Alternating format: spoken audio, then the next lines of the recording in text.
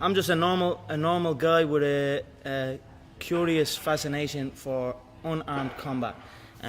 Mixed martial arts is basically the purest form of unarmed combat known to man. It involves all disciplines, all combat disciplines: boxing, kickboxing, wrestling, taekwondo, karate, jiu-jitsu. It's just a pure combat. Conor, given the tradition of sport in this country, we have a proud tradition of Gaelic games, soccer, rugby and all the rest. How does a young lad from Crumlin get into mixed martial arts? Well, I was no different growing up. I was always into football. You know what I mean? Growing up where I'm from, there's two things you were known for. You were either good at playing football or you could fight. And I was no different. Fighting was always something I was interested in. Football was what I wanted to do. Football was my first dreams. I always dreamt of playing. I always used to go out on my own. I was like 7, 8 years old and put on my football boots and run up and down kicking the ball, dreaming of playing in front of a big stadium. But just growing up then, I realised that I needed to be able to defend myself in certain situations. I just wanted to be able to defend myself, and it led me to combat sport and studying different ways the human body moves. And I was like nearly a mixed martial artist without even knowing I was. You know what I mean? I just basically wanted to defend myself in any scenario, and I used to go from gym to gym trying to learn different ways. When did you realise, at what age, that this was something you could carve out a career from? Well, I moved from Crumlin when I was 16, 17, and I was doing it. I was still playing football at that time. I was doing MMA and I was doing boxing, I was doing this and that. But then I met a guy when I moved up to Lucan from Crumlin who was doing jiu-jitsu. Tom Egan, his name was. And I was doing some boxing at the time, some kickboxing. And around the same time we started seeing the UFC on TV. And we just, every day in school, we'd talk about it. He'd show me some jiu-jitsu stuff. We'd be mess fighting in the class. I'd be showing him some boxing. He'd show me some submission moves. Eventually then I used to go up and stay up in his house up in Kildare. Literally stayed there the whole weekend. He'd teach me how to grapple. He'd teach me some techniques and I'd teach him some techniques. And basically we'd fight at the end of it. Two little 16-year-old kids out the back of his shed, the concrete floor. And we basically punched the head off each other, really. And then that was that, you know, and that was my first obsession with it, you know. And I thought, like, I still didn't think I could do it. I was just kind of still in my thoughts was self-defense. I just wanted to be able to defend myself in any situation. Then he met my coach John Kavanagh, my coach today, John Kavanagh, and found out that he had a proper gym. He also ran shows where you could actually compete properly. And that was it. The two of us went down, met John, and that was that. John showed us a different approach to combat sport, a different way of thinking, the professional way. You know what I mean? Even though we were in a little small shack, in a little hut, it was a professional approach to unarmed combat. And he introduced me to jiu-jitsu, which changed my whole approach and made me look at the finer details of combat. And then that was it. I was hooked. When I knew he had shows, I knew it was there. I knew I could get that ladder. You know, I knew I had something. I had a fascination with it, and even if it didn't, I couldn't shut it off. So I just rolled with it. Kept showing up every day. Got my ass whooped a couple of times. Whooped a couple of asses. Eventually, I became really good, and that's that. You keep mentioning there that you're doing this, or you had when you were starting out, you were doing it to defend yourself. Were you bullied when you were younger? I definitely wasn't bullied. I mean, I definitely wasn't bullied. But you know, as you're growing up and you're walking around and I used to live in a little estate, and when you explore outside that estate, you start meeting new people, and then fights would happen. Boys, you know what I mean? Young boys would fight, but it just stuck in my head a little bit more. And something like that happened. It was always in my head. I go back and think about it. I think about what happened, what position happened, and just think about things. I wasn't necessarily bullied or nothing like that. You know what I mean? Have my friends grew up. It's just Crumlin's a tough area. You know what I mean? It's just the way it was growing up, but. It just probably, like, maybe people might just went on with the day and forgot about it. Me, I just kind of sat back and thought about it a lot more, and it led me to the gym.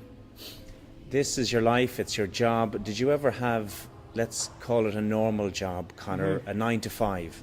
Yeah, because the Irish thing is to get into a trade straight away. I was no different. As soon as I finished school, I was always getting pestered. What are you doing with your life? You're doing this, doing that. They didn't know what it was. They didn't know what MMA was. They didn't know what none of this. They didn't know I could make a career out of it. As far as they were concerned, my man and dad I'm talking about, as far as they were concerned, I was just getting into a cage and fighting with some other guy. They didn't know nothing about it. No one did, really. But I knew. You know what I mean? I knew.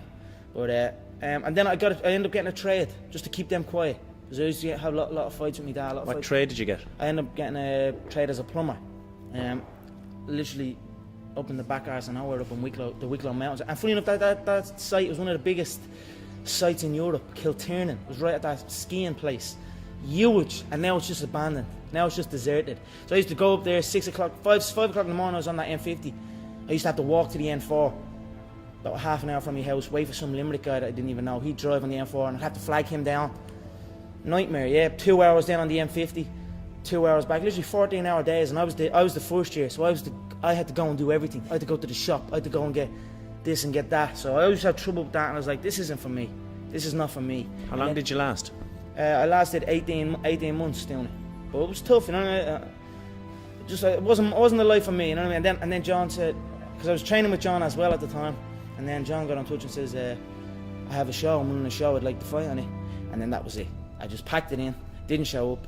My dad used to come in and punch the head on me and like try and drag me out of bed, and I just wouldn't go, you know what I mean? I had an uproar for a good few years with him over, but and that was it. I just packed it in, quit, and then focused on training. And I knew what was going to happen. I knew I was going to get here. They didn't. There's a lot of stressful years, you know what I mean? A lot of tough times, but I proved them wrong. I proved myself right. What makes you such a good fighter? I don't know. I'm just curious about it. It's never. I mean, it's in my head 24/7. There's nothing else I can think. I don't think about nothing else. And that's it. I'm just curiously fascinated with it, and I can't stop thinking about it. Everything I do in my life is related to this. I don't do nothing else if it's not got to do with fighting. You know what I mean? And that is why. You know what I mean? To be truly good at something, all you've got to do is show up. Is that not unhealthy? I don't know. Do I look unhealthy? Take a look at this physique. I'm in phenomenal shape, in body and mind. To me, what's unhealthy is living an unhealthy life. To me, what's unhealthy is getting up and going through the same day every day of your life, 9 to 5, in an office or in a. You know what I mean? That's unhealthy. That beats your mind. I don't work. I love what I do, and that's why I'm doing what I love. You know what I mean? That's why it's become a career for me, because I love it. I love what I do. So I don't think it's unhealthy. I feel good in my mind. I mean, it's my life. What has the last 6-7 months been like for you, Conor? A lot different.